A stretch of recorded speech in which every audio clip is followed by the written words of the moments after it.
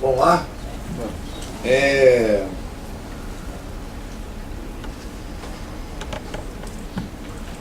Carnelucci sempre foi retomando a questão da lei, Carnelucci sempre foi um autor preocupado com a realidade, mas sobretudo preocupado com as pessoas. Eu não sei a relação dele com a igreja no começo, não tive condição de investigar isso. Sei, porém, que ele mais tarde, por um infortúnio, perdeu o filho, e isso fez com que ele se aproximasse mais ainda da Igreja Católica. Então, quer dizer, se ele fosse para a Igreja Católica, eu não sei. Eu sei que lá no final da vida ele é um religioso, então é alguém assim preocupado com uma estrutura humanista, mas há sintomas disso em várias passagens. Uma delas, num texto muito bonito que chama Crise da Justiça Penal, que ele diz que serve para entender a razão pela qual ele tem essa preocupação de humanidade. Então é interessante como introdução. Ele diz, felizmente, o processo penal, antes que sempre melhor, mas sempre pior. Seus juristas, os quais cultivam esse ramo da ciência do direito, ao contrário de exibirem-se numa dogmática sempre mais rigorosamente ancorada no direito positivo, voltassem a atenção para aquilo que acontece na vida vivida, frequentando as salas de justiça, ao menos meditando sobre a crônica judiciária, não poderiam permanecer insensíveis a um desenvolvimento que é uma verdadeira involução.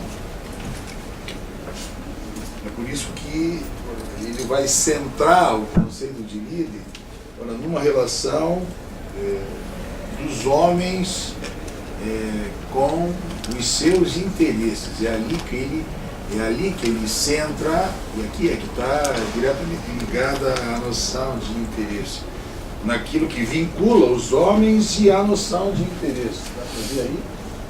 Está aí?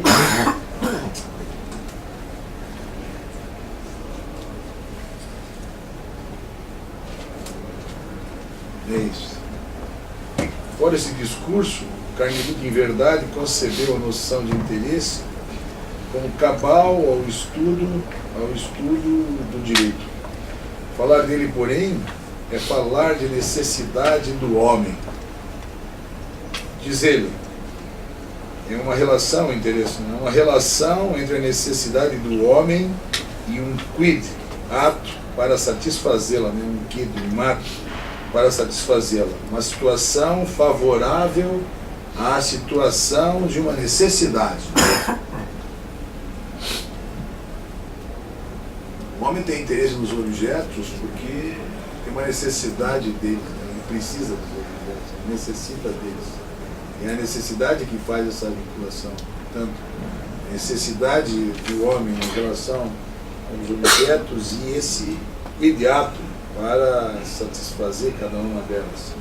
É por isso que a relação se coloca assim. Vejam embaixo aí, bens e os interesses. O homem vai buscar a sua satisfação nos bens, o meio preciso para tanto. Assim, aspas, se interesse é a situação de um homem favorável à situação de uma necessidade, essa situação se verifica, portanto, respectivamente a um bem. Homem e bem são os dois extremos da relação, a que nós chamamos interesse. Veja que liga os homens aos bens, são justos interesses, e eles estão marcados justo pela necessidade que o homem tem. A necessidade do homem em relação ao bem com algo mais. Vejam como ele vai ancorar esse negócio. Por isso que ele diz, as carências do homem, as suas necessidades precisam ser supridas. A relação entre a necessidade e o homem e os bens, que funcionará naquele escopo é propriamente o interesse. Por isso, o sujeito do interesse é o homem, o objeto do interesse é o bem. Mas tudo isso, vocês vão ver depois, está ligado com os conceitos dele, o próprio Candido. Vamos lá, para fundar, essa é a base, não é? Os homens e os bens, o que liga os bens e os homens. Vocês lembram que eu disse ontem, né? Vejam como os caras estudam e não fogem dos gregos. Lembra que eu disse ontem? É sempre sujeito, objeto, relação. Sujeito, objeto, relação. Homem, bens, e o que liga os homens aos bens. Aqui. Os ideias são todos assim, né? O sujeito, o objeto, os usados. É sempre a estrutura que os gregos sacaram. Vamos ver sobre o conflito.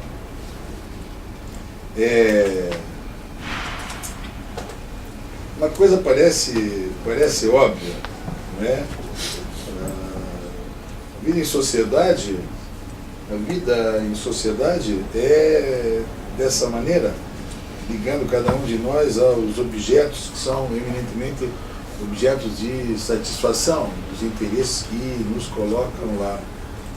É por isso que nós vamos acabar vendo conflitos a partir do choque dos interesses. E isso é uma coisa interessante, que a gente percebe justo pela disputa dos interesses. Uma coisa é certo,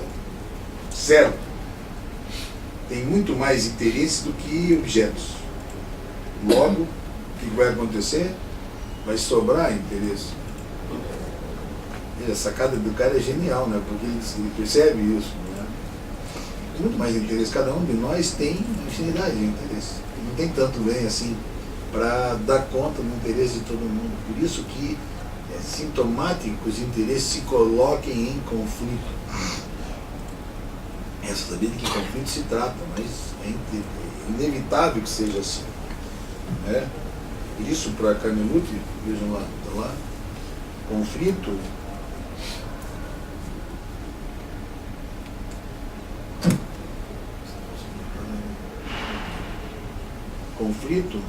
de interesse é produto necessário da convivência do homem com os outros homens. Não é? Desse modo, existe conflito entre dois interesses quando a situação favorável para a satisfação de uma necessidade é diversa. É isso que está errado aqui. Existe conflito entre dois interesses quando a situação favorável para a situação de uma necessidade exclui a situação favorável para a satisfação de uma necessidade diversa. Há conflito quando há um choque de interesses. Essa noção de conflito, de interesse, é basilar para se compreender a lide de Carnelucci, pois trata de ser um elemento substancial.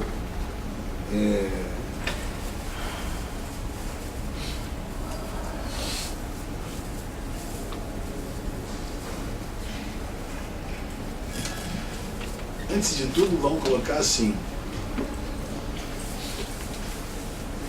bens, interesses, disputa de interesses. Né? Se uma situação favorável exclui a outra, naturalmente isso acaba por gerar interesse.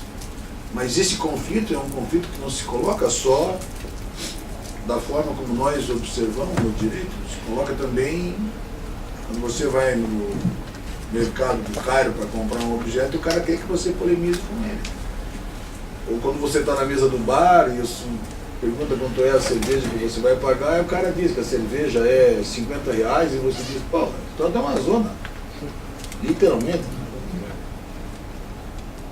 Veja, tem ali um aparente conflito. Na verdade, é como se fosse um conflito em sentido amplo. Né? No fundo, há uma controvérsia de ordem econômica ali colocada naquela discussão.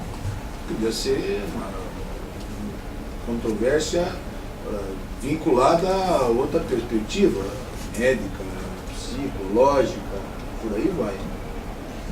É por isso que uma das coisas que ele faz, ele, Canuto, é escolher na estrutura das controvérsias aquela que pudesse caracterizar justo o que nos interessa.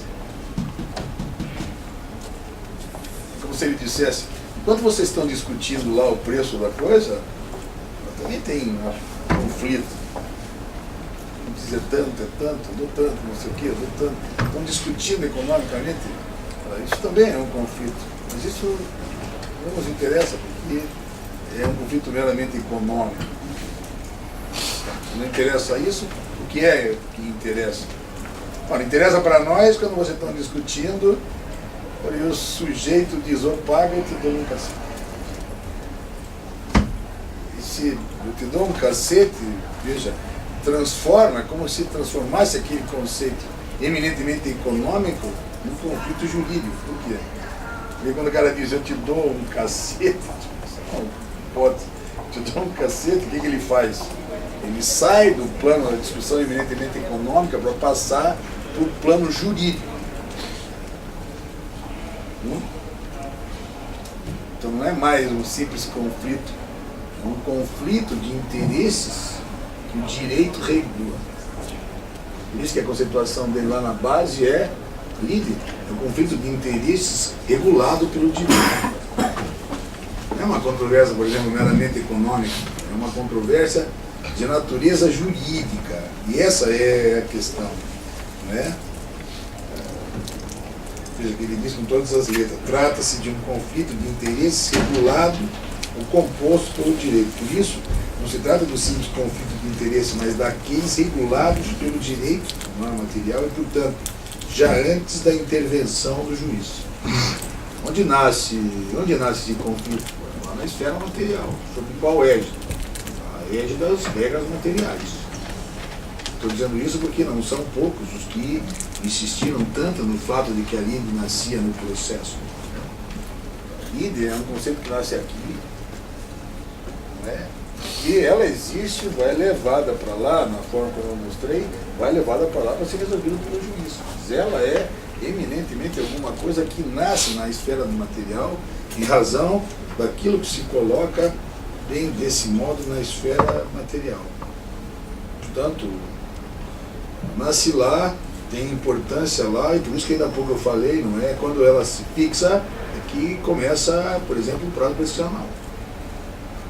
Que é justo em relação a ela e aquilo que nasce lá, é que se determina, digamos, os prazos que você vai imaginar lá para o processo, do tempo que você vai levar para poder cobrar, para poder exigir, para poder... É aí que está, veja a importância que tem. Não só saber que é um conflito, né? Não é um conflito qualquer, tem discussão assim mesmo. O cara demanda, pera. Aqui tem conflito, mas não tem líder. Desculpa, não tem líder. É um conflito, mas não tem líder.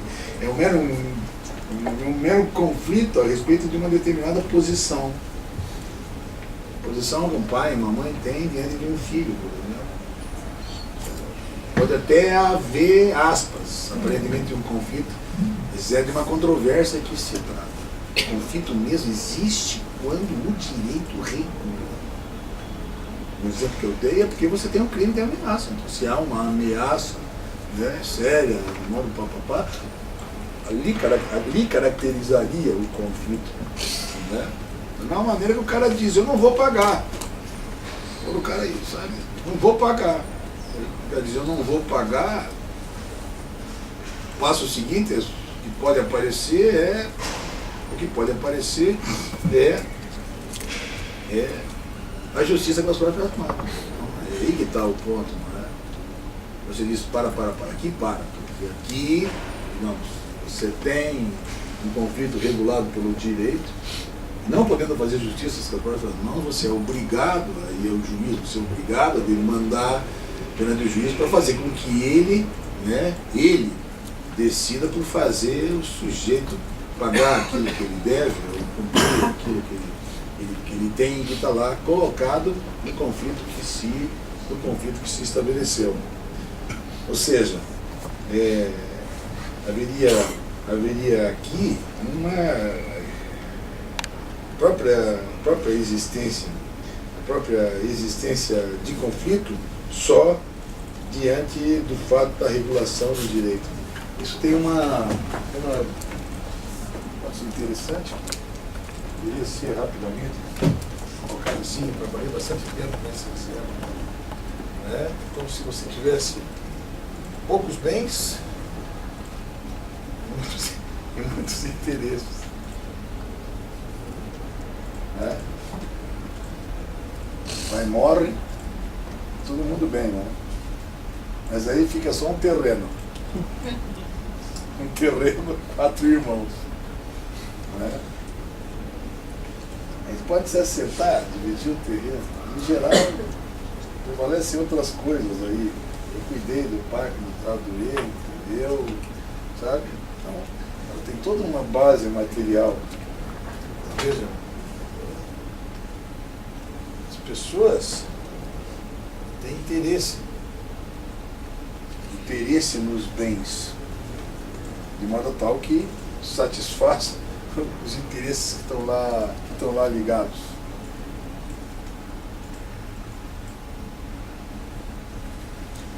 Mas como são muito mais interesses do que bem, o dilema todo está justo nesse ponto.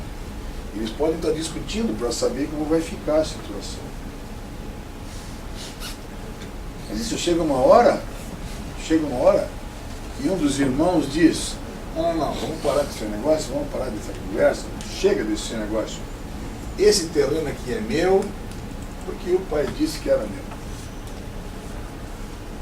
Ou seja, o que ele faz? Ele quer impor o interesse dele, né, que liga ao bem, aos demais. E isso é que leva Canhuta, digamos, a ir adiante no ponto. Porque se você espreme o conceito de conflito de interesse qualificado pelo direito, você vê logo que a situação não se regula tão só desse modo, porque você pode ter regulação do direito, ainda assim, você, dependendo da situação, tem só, é muito difícil separar a controvérsia econômica, por exemplo, da evidente controvérsia jurídica ou da lida, tá certo? Então, o que ele faz?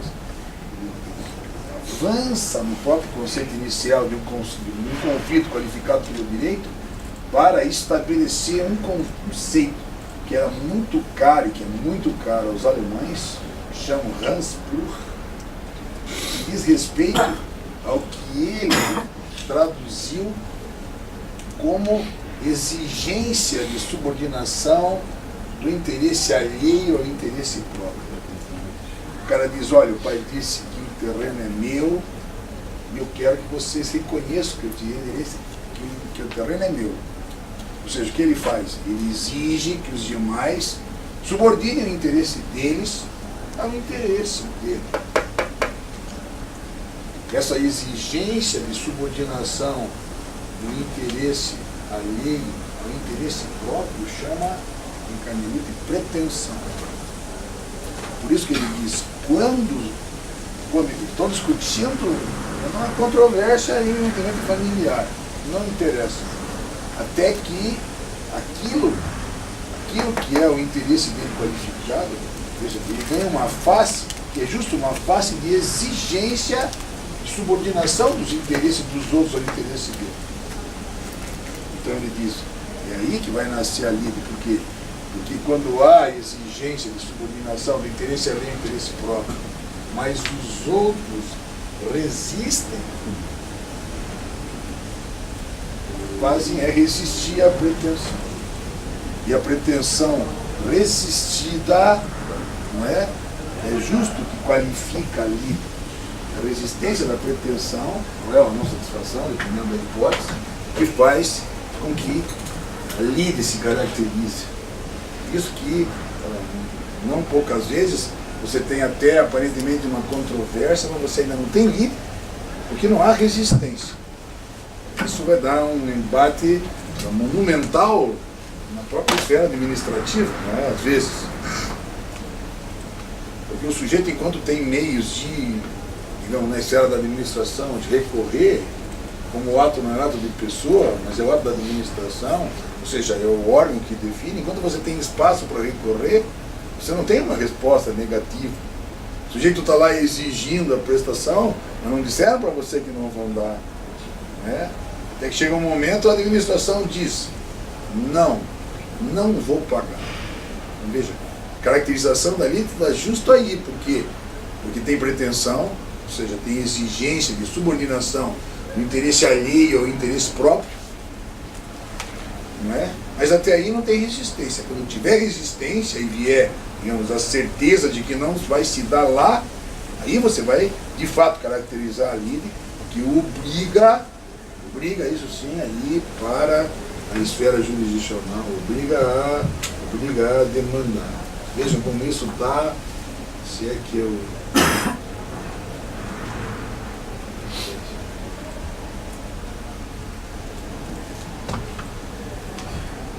Controvérsia econômica.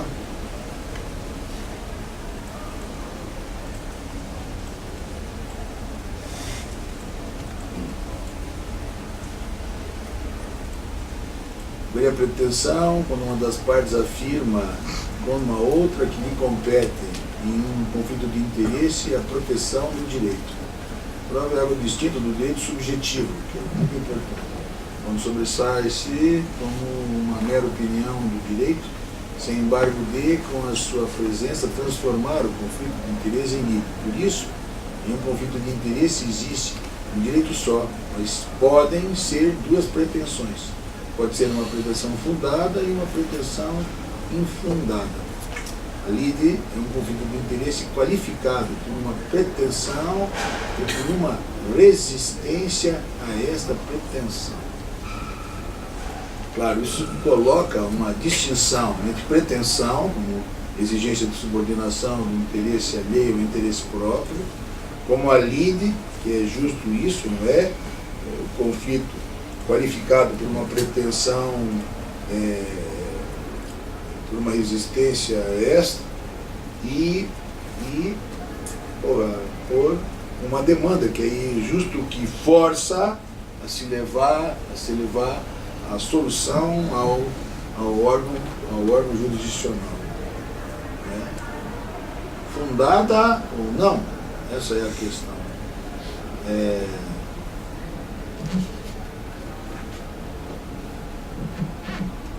Só ver se eu consigo sintetizar isso.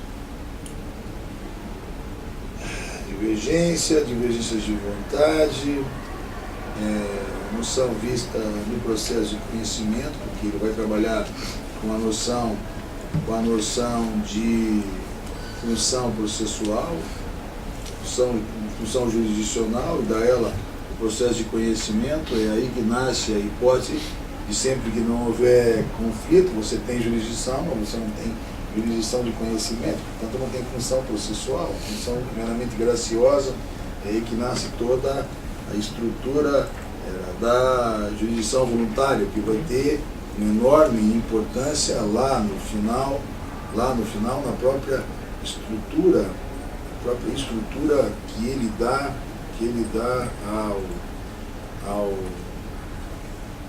à noção, na evolução do conceito de livre, não é? Que é relevante, que me parece de fato a ser tomado em consideração, é o fato de que não só há conflito, como há um conceito que é caro à estrutura dele, que é esse conceito de questão.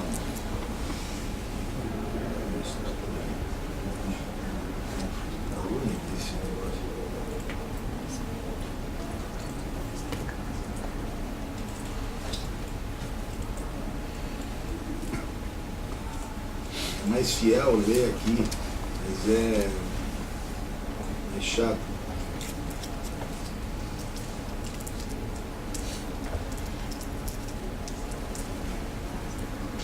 Passadas as noções basilares,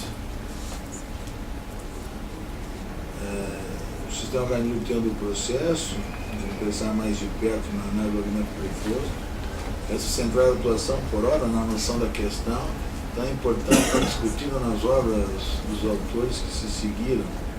Né?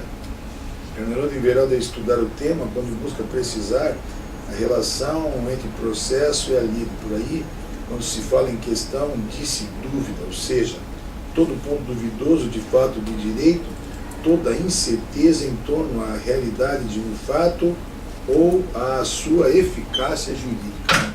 O que significa dizer, você tem conflito de interesse, mas de repente no processo é possível que as pessoas se acertem em relação a determinados pontos.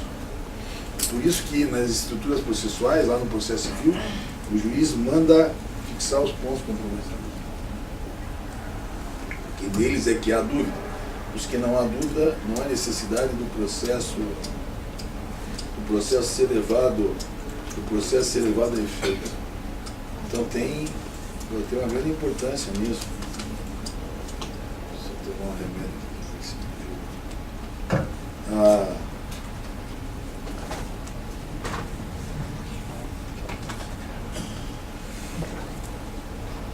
Isso faz com que o processo seja destinado a apurar a lide sim, mas a lide por aquilo que aparece como questão lá metida nela.